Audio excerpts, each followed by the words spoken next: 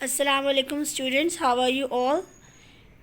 Today we are continuing our exercise 3.1. We have already done question number 1, question number 2, question number 3, question number 4.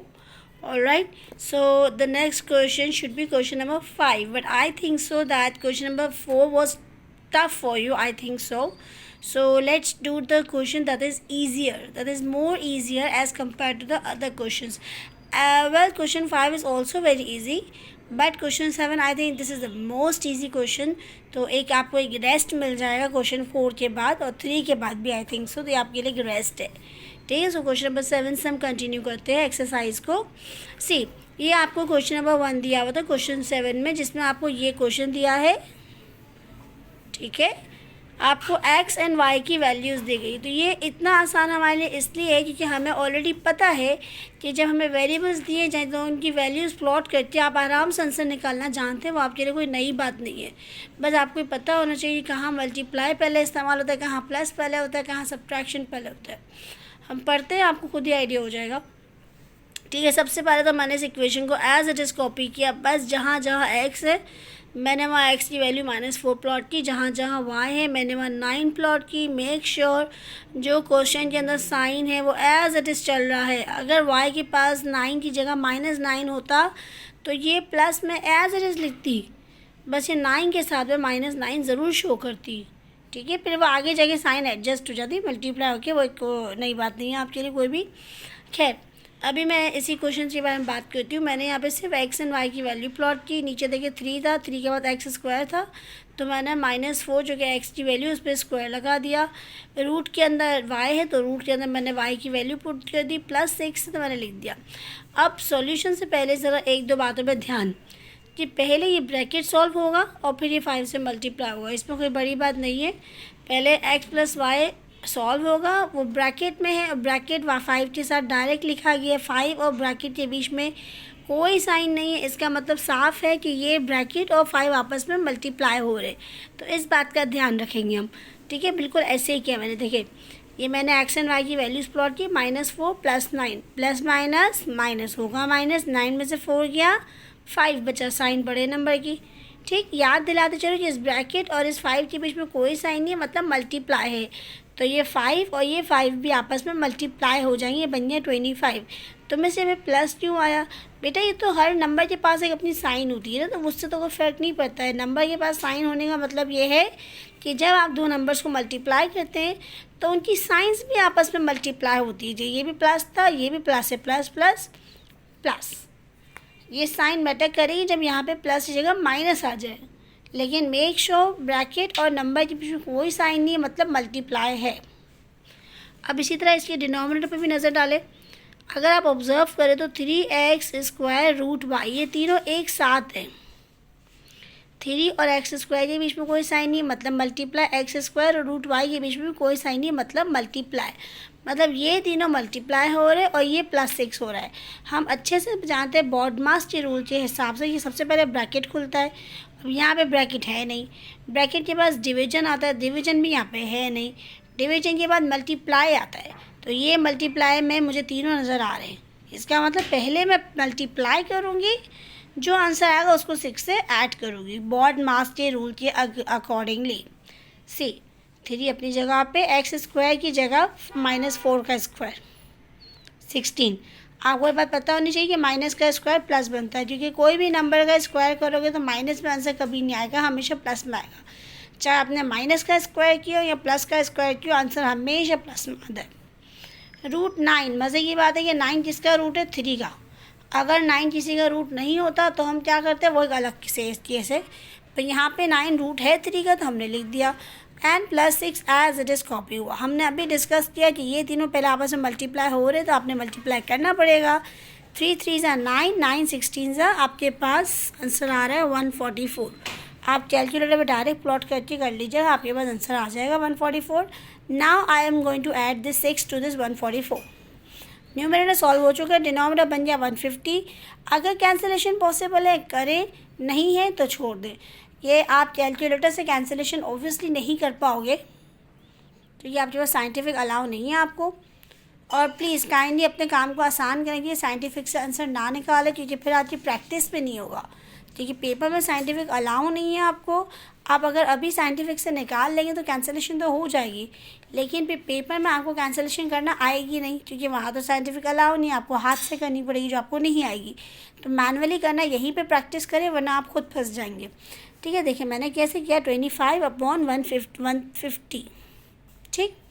150 कैसे है, 144 + 6। अब देखिए ये और ये मुझे साफ दिख रहा है, दोनों 5 की टेबल से कट सकते हैं। हाँ, यहाँ आप कैलकुलेटर यूज़ कर सकती है। 25 को 5 से डिवाइड करके देखो, आंसर आएगा 5। 150 को भी 5 से डिवाइड करके देखो, आंसर आएगा 30।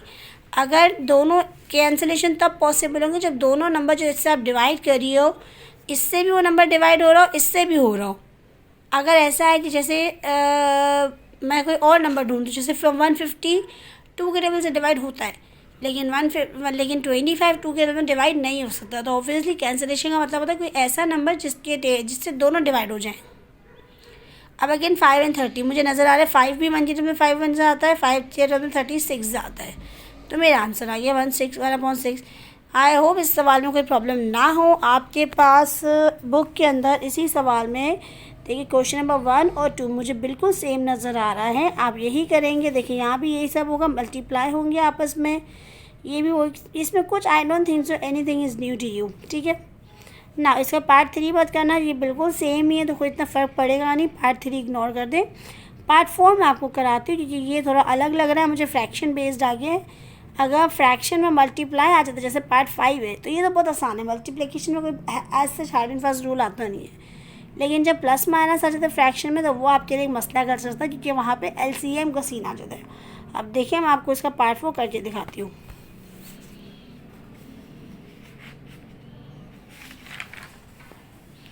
ठीक है, हियर योर पार्ट 4। सेम मैंने क्वेश्चन उतार दिया, ये सारी वैल्यूज़ मुझे गिवन थी, मैंने इनकी जगह इनकी वैल्यूज़ प्लॉट की।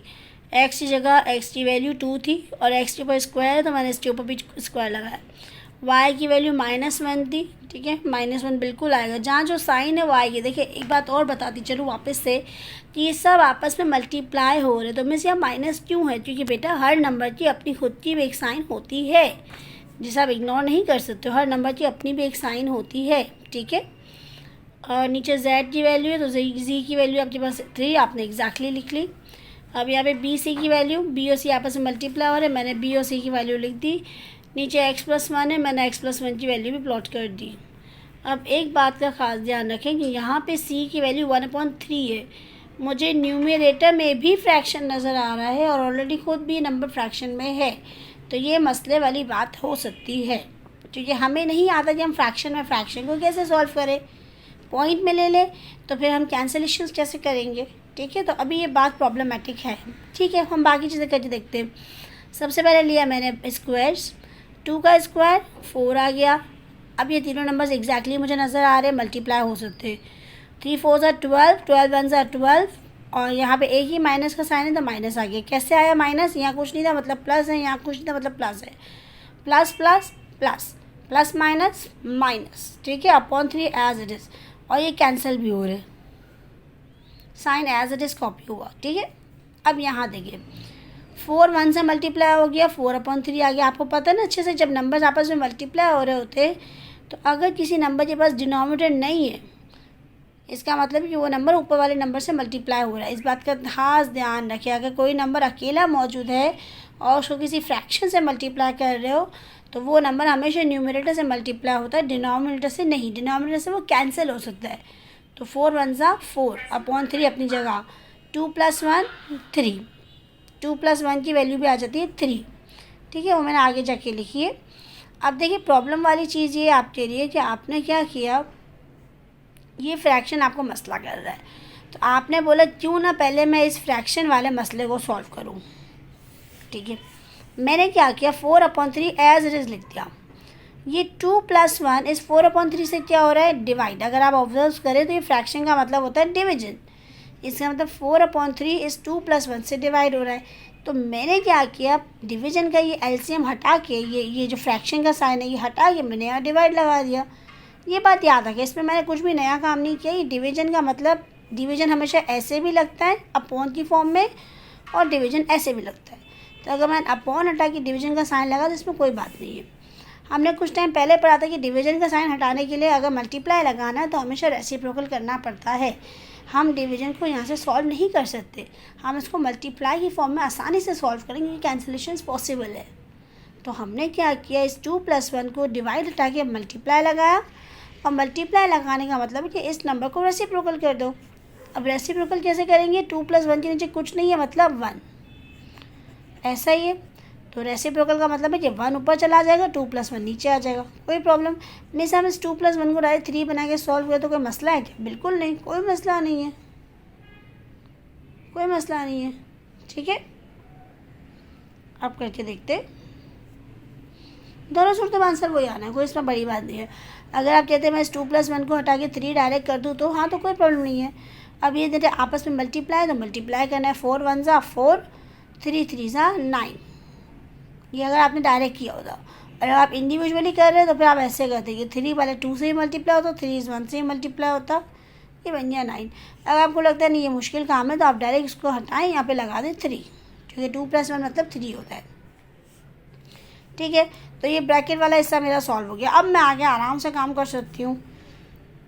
याद दिलाते चलो, यहाँ बीच में भी एक माइनस चल रहा था।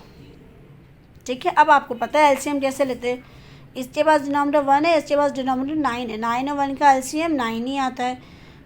ये चीज़ कहीं पे मुझे लगता है बच्चों को प्रॉब्लम करती है कि एलसीएम कैसे लेते हैं। देखिए बेटा, वैसे तो 9 क्लास में एलसीएम आपको बहुत अच्छे से आना चाहिए, लेकिन अगर अभी भी आपको प्रॉब्लम करता है तो प्लीज़ यहाँ बहुत ध्यान से सुने जब मैं आपको बता रही हूँ। ये आपने 1 और 9 का एलसीएम लेने का तरीका होता है ऐसे, सबसे छोटा टेबल सोचे जिसमें दोनों नंबर आते हैं, या दोनों में से कोई एक नंबर तो आता है। तो 3 मैंने सोचा, 3 जो है 3 के टेबल में 9 कब आता है, 3 टाइम्स। ठीक है, और 1 तो हम किसी भी टेबल में चेक नहीं करते क्योंकि 1 से 1 के टेबल में आता है, उसको आप कैंसिल करिए तो 1 ही बचेगा। अगेन 3 इज़ लेफ्ट, तो 3 किस टेबल में आता है, 3 के टेबल में आता है। कितने टाइम्स आता है, 1 टाइम आता है। जब तक यहाँ 1 नहीं आता हम करते रहते हैं। ठीक है, अभी जो दो नंबर्स हैं इन्हें आप आपस में करते हैं मल्टीप्लाई, 3 3 ज़ा 9, तो ये नंबर बन गया मेरा एलसीएम। ठीक है, यानी कि कॉमन डिनोमिनेटर। ठीक है, अब आपने क्या किया, इस डिनोमिनेटर को इस ओरिजिनल वाले दोनों डिनोमिनेटर से डिवाइड करना है। यानी इस 9 को 1 से भी डिवाइड करो, इसी 9 को 9 से भी डिवाइड करें। आप अपने पास लीजिए कैलकुलेटर, उसमें आप लिखिए 9 डिवाइडेड बाय 1, 9 डिवाइडेड बाय 1, आपके पास आंसर आएगा 9। अब आप लिखिए 9 डिवाइडेड बाय 9, ये नंबर को डिवाइड करना है इनसे, इस बात का ध्यान रहे। 9 डिवाइडेड बाय 1, 9 डिवाइडेड बाय 9, ये आंसर आएगा आपके पास 1। ठीक है, ये जो आंसर्स आए हैं ना, ये न्यूमरेटर से मल्टीप्लाई कर ले। यहाँ आया था 9, 9 डिवाइडेड बाय 1, 9 आंसर आया।